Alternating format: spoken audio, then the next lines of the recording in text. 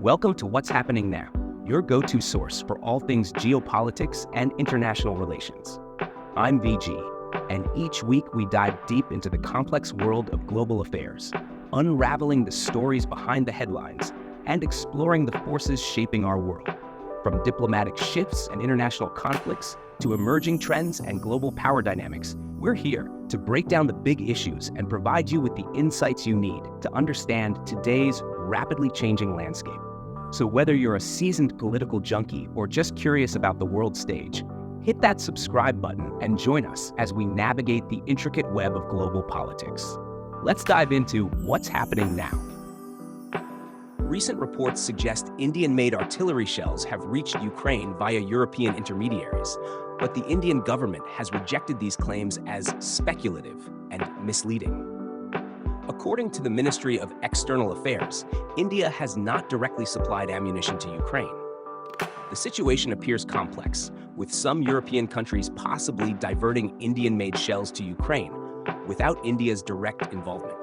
This has raised concerns about the potential impact on India's diplomatic relations with Russia, a key defense partner, given Russia's reservations about arms transfers to Ukraine amidst the ongoing conflict.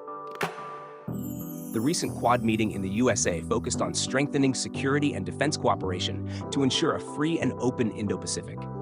Leaders from the US, India, Japan, and Australia discussed enhancing economic resilience, particularly securing critical technology supply chains. Key topics included climate change, emerging technologies like AI and cybersecurity, and humanitarian assistance. Regional issues such as Ukraine, North Korea, and the South China Sea were also addressed, with a commitment to peace and stability. The meeting emphasized the importance of collaboration on shared challenges and promoting prosperity throughout the Indo-Pacific region. India is set to establish its first national security semiconductor fabrication plant with support from the US Space Force.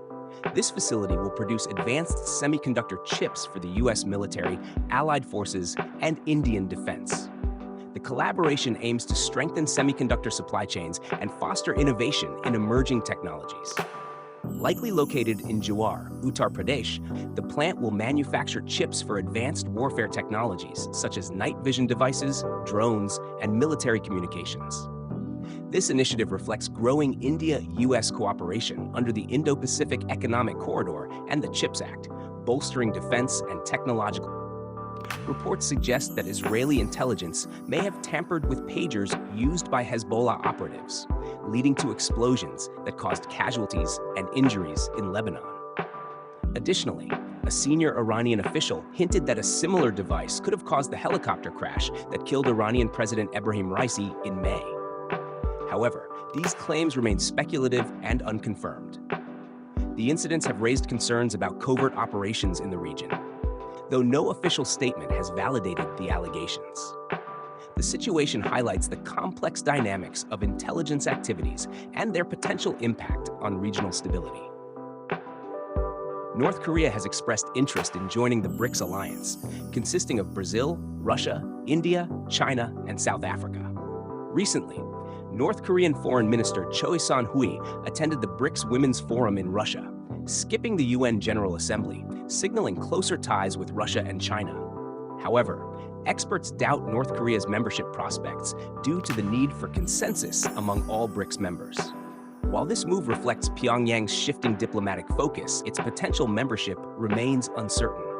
The situation is fluid, and it will be interesting to observe how North Korea's diplomatic strategy evolves in the country. Recent Israeli airstrikes in Lebanon have caused significant casualties, with at least 352 people killed and 1,246 injured over the past few days. The strikes targeted Hezbollah positions, resulting in widespread destruction and displacement. Lebanon's health minister called the situation carnage, as hospitals are overwhelmed by the surge in casualties. The conflict has devastated Beirut and surrounding areas, leaving over 100,000 people displaced from their homes. The ongoing violence has exacerbated Lebanon's humanitarian crisis, further straining resources and intensifying regional tensions, as efforts for ceasefire and relief face challenges amid the escalating conflict. China recently conducted a rare public test of an intercontinental ballistic missile, ICBM, in the Pacific Ocean, its first in over 4 decades. The People's Liberation Army Rocket Force launched the missile with a dummy warhead, landing in a designated area in the South Pacific. Although China described it as routine military training, the test has raised concerns among neighboring countries and the international community. Japan, Australia, and New Zealand criticized the lack of prior notification and potential destabilizing effects. Analysts suggest this test underscores China's expanding long-range nuclear capabilities and shifts in Asia's nuclear dynamics. Russian President Vladimir Putin has announced significant changes to Russia's nuclear doctrine, lowering the threshold for nuclear weapon use. The revised doctrine now permits nuclear strikes in response to conventional attacks if they pose a critical threat to Russia's sovereignty, including attacks by non-nuclear states supported by nuclear-armed allies. This shift is viewed as a direct warning to the West, especially amid the ongoing Ukraine conflict. Putin stressed that any conventional attack on Russia backed by a nuclear power would be treated as a joint assault, potentially prompting a nuclear response, heightening tensions with NATO and Western allies.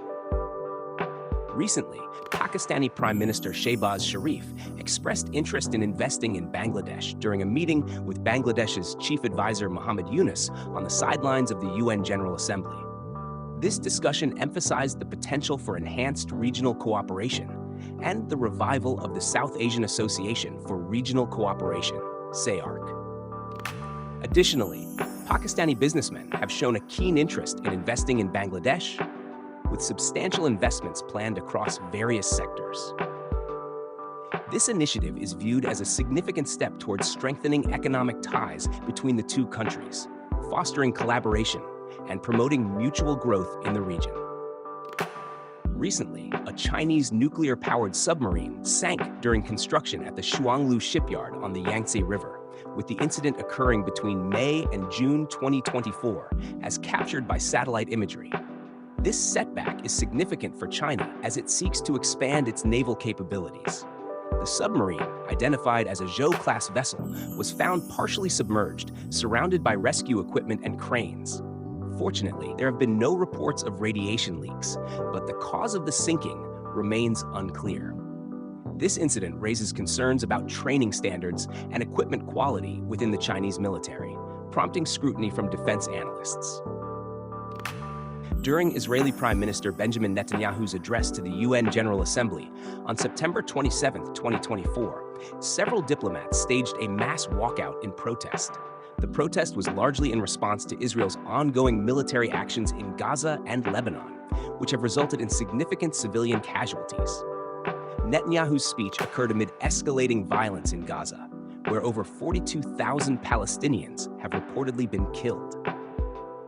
Israel's military campaign in Lebanon has also fueled international outrage, prompting calls from Hamas for world leaders to boycott Netanyahu's speech, accusing Israel of genocide.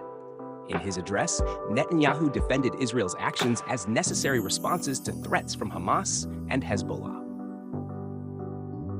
Recent Israeli airstrikes in Beirut have led to the death of Hezbollah leader Hassan Nasrallah, targeting the group's central headquarters located underground in a residential area.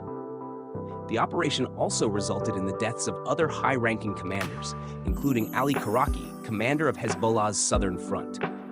Israeli Prime Minister Benjamin Netanyahu described the operation as a historic turning point, asserting that the assassination was essential for achieving Israel's security objectives. In response to the strikes, the conflict has intensified, with Hezbollah continuing to launch rockets into Israel, raising concerns about further escalation in the region.